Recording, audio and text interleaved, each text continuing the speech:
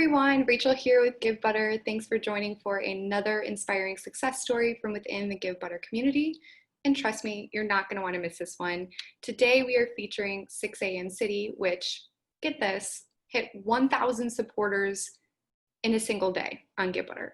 Ryan, co-founder and COO of 6 a.m. City, is joining us to share how the 7 cities that make up the 6 a.m. family came together to raise over $40,000 in that same time frame to ensure that Southeast communities stay informed, engaged, and entertained as we get through this challenging time.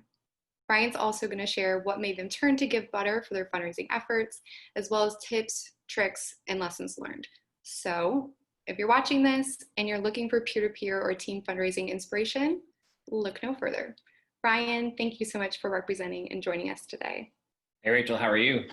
Great. How are you doing? Awesome. We are having a lot of fun at 6 a.m. And enjoying being in the media space right now. It's a lot of interesting stuff going on in the world, and we're happy to be part of the Givebutter family. Thank you so much for joining. Well, to start, why don't you go ahead and share a little bit more about who you are and what 6 a.m. City does? Sure. 6 a.m. is kind of like a hyper-local version of the Skim, our morning brew, our Axios, for people that are familiar with those daily digital newsletters that show up in your inbox and tell you about the most relevant local news and events happening in the country. We do it on a hyper-local level. So we serve 7 cities across the southeastern part of the United States and are one of the fastest companies in the country. So we're pretty excited about our ability to participate and support our local communities and educating and activating people across the country. Exciting. So I mentioned your campaign at the start of this, and I'm wondering if you could share a little bit more about what inspired you to start this essentially one-day campaign. Sure. A lot of traditional media companies and other businesses hold fundraising campaigns all year round, and they're always asking for their subscribers, members, partners, et cetera, to be giving and giving and giving. That model wasn't necessarily always the best, specifically in the media industry, to get contribution from its readership base. And we saw others who have done short-term sprints where they've done campaigns in a day or 24 hours that seem to be performing better. So when COVID hit, we saw an opportunity not only to help make sure we were supporting and retaining all of our staff, but also to test what this fundraising campaign might look like. And we didn't know where to start. And so we reached out to a couple other folks. Quickly were introduced to Givebutter, saw how easy it was going to be to get set up and rock and roll. And we pulled the trigger on a one-day campaign that proved to be very, very successful. And it was. So it sounds like this was, let's just try and see. It seems like the time is right. Let's go for it. And this platform looks like it'll make it easy enough for us to get started. So walk us through a little bit more about when you got the ball rolling. What was the setup process like? And when you were thinking through your fundraising strategy, what was the conversation like on your team? So we were kind of kicking around the idea of doing a campaign for a while, and we really weren't actively seeking very hard. I think we searched the internet for maybe about 5 minutes, came across a couple different options, and hopped onto the Givebutter site. And some of just the case study and examples and stuff that we were able to see, it looked very intuitive. I'm an engineer by degree, working in the media space, and I was quickly able to pick up some of the intuitive nature of how it would work. Created an account, played with it for about 5 minutes, and decided it was what we were going to do. It was that easy for us to set up. Our team took the platform over the next maybe 48 hours. We put together an actual campaign of marketing materials that we were going to use to push it. We set it up to go live, I think, the next week. Wow. That is pretty. We built the entire thing probably, and it took no more than 24 hours for us to set up our entire campaign. And we actually have it built out where our parent company oversees the campaign, and then each of the markets, the cities that we operate, are their own individual team members. So each of those team members got to kind of compete with each other. So the cities also saw some competitive nature. I always think back to my days doing Relay for Life, which I think is where I really first had those competitive um, contributions happening. And we kind of took that model here and played off of that with our different cities to get them to compete to see who could raise the most money. And it seemed to work very well. Once we got set up, I mean, there wasn't a lot to it. We hopped in, uploaded some header images, set the goals for the different markets, shared our story, and what was the challenges that we were facing as a company and how we were going to use these funds to support our editorial staff. And we were done. And we went and then executed on our marketing campaign to get the word out, and the conversion was incredible. Amazing. Let me go ahead and share your beautiful campaign that you were just referring to so everyone can see. And as you were just mentioning, you have all the different cities represented right here where we're looking.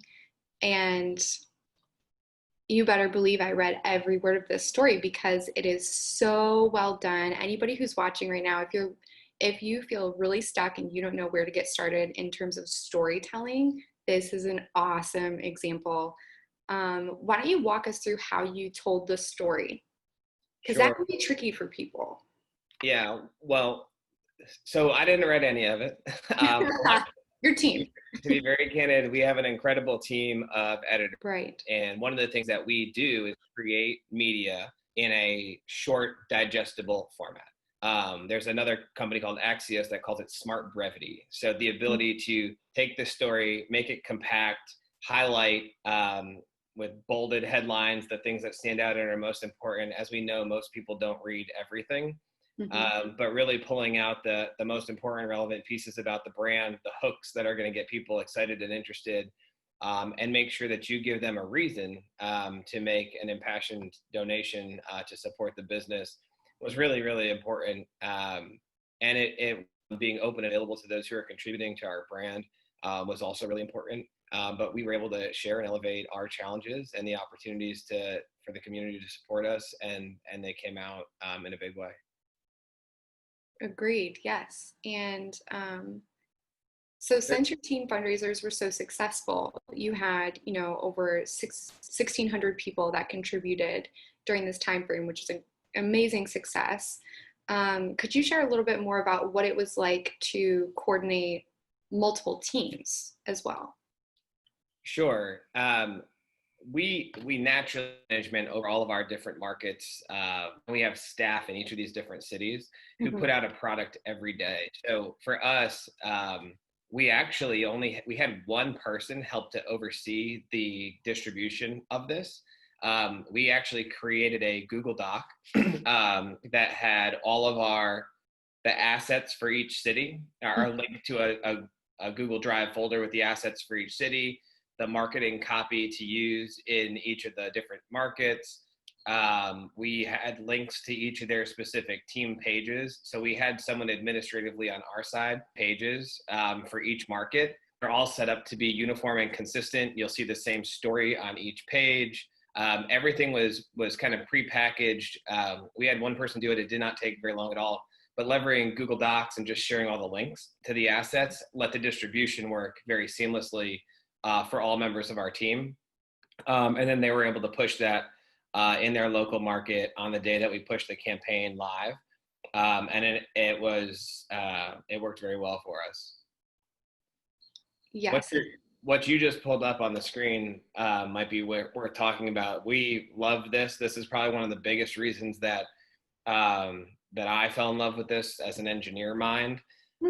The ability to donate and to support the individual markets was so easy and seamless to be able to just select a price point and a market and hit go. Converted very well for us. I really like the engagement and the comment section here. I'd like to talk more about that in a second. There's some really cool stuff in the commentary that was the most valuable piece of this entire thing for us. But having people be able to submit messages and send pictures and stuff was pretty cool. And as they move on through that process, one of the really unique things about Givebutter is the way that it allows people to pay the processing fee. And it's almost a built-in component of almost every single one of our donors covered that processing cost for us. So we were able to take the full value of their contribution rather than just taking a percentage of what they donated. So what you can see right here in this example, our staff love this. I love this. But it really helped us to take home a lot bigger chunk of cash for our business versus losing that piece off the top, which is a necessity in any of these campaigns. I found Givebutter to be a lot less expensive and as generally things go with process. Right. And it was highly rewarding. And there's really not a big fee, particularly to use Givebutter as a process. Our donors can support Givebutter. We can support Givebutter. But the cost of doing business here was very effective and made the whole entire thing work a lot better for us. Right. I'm so glad to hear that. So what were some of the supporter messages that you were referring to?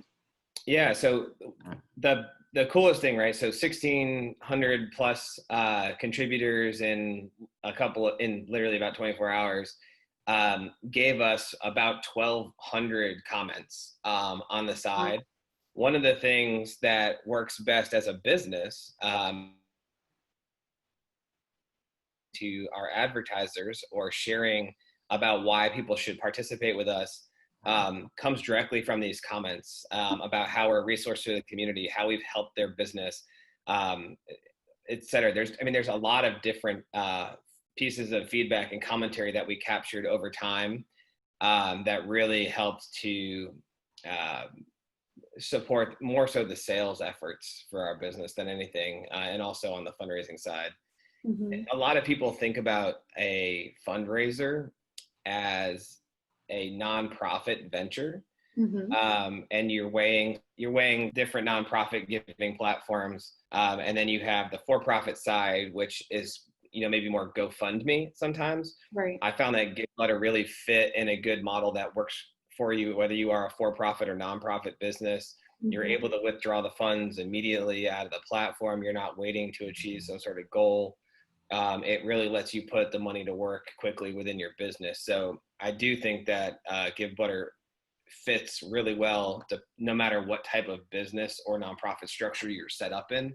It was very seamless in that capacity, and to be able to draw the money out quick was greatly beneficial to us. But yeah, again, the comments were a wonderful addition and tool set, a set of resources that allow us as a business to give that back to our community. We're literally going to publish all of the comments that we got back in something called a mailbag to share with our followers all the great feedback we got from afterwards. I love that idea. That's really unique. I haven't heard that from any other campaign before, that they're recycling the awesome copy and feedback that they're getting on the donor supporter feed. And I think that's a wonderful idea. So if you had to give a word of wisdom, I should say, to any fundraiser that's watching, for-profit, nonprofit, individual, really Givebutter is built for anybody raising funds for a good cause. What would you say would be your words of wisdom for them as they're running their fundraiser? I think the most important thing that we did that made this successful was a strategy about distribution of the fundraising platform. The platform itself is amazing and very easy to use, but if you're only sending out your fundraiser to a small list of maybe 1,000 or so followers or friends, you're not getting the reach and impact by reaching a larger number of people. We, by the nature of our business, have access to a much larger audience across different cities. But I think finding strategic partnerships and alliances with people who have large email distribution lists, the ability to push your fundraiser to a large number of people in an efficient manner where they can click immediately and be on the donation page is really important. And also making sure that you're sharing it equally on social media. We even found that you could pay to promote the giving campaign through social media. Right. greater ROI. So there's a lot of opportunity for the distribution, but if you don't lever all of your angles to get the message out in front of the largest audience possible, you're going to naturally fall shorter than your expectations.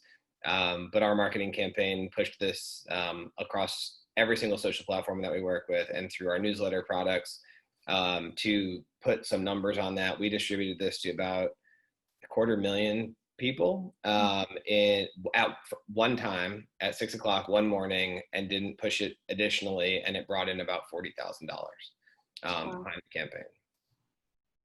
Yes, thank you for reminding us all of the importance of distribution and what we do to publicize our campaigns. It cannot be overstated. So I am wondering, to close, what is the future of fundraising for 6 a.m. City? I think that we're looking at using fundraising in a campaign style probably on an annual basis for our business. I think we'll see greater impact in that capacity, being in the media space. And then we've also looked at fundraising to support other businesses that work with our company. Several times people are looking to have outreach through our platform, and I think there's a model here where we can help support local businesses who are trying to fundraise. Many times you'll see local businesses who are raising for their local gala or nonprofit event.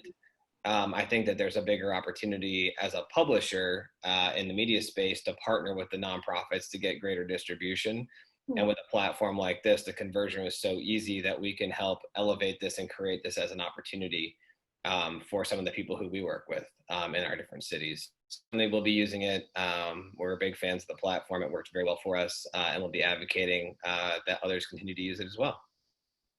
Well, thank you so much for your support. We are so proud to have you in the Givebutter family, and congrats on all your success that you had on this campaign. We can't wait to see 2021, what you're going to come up with, what you're going to do next.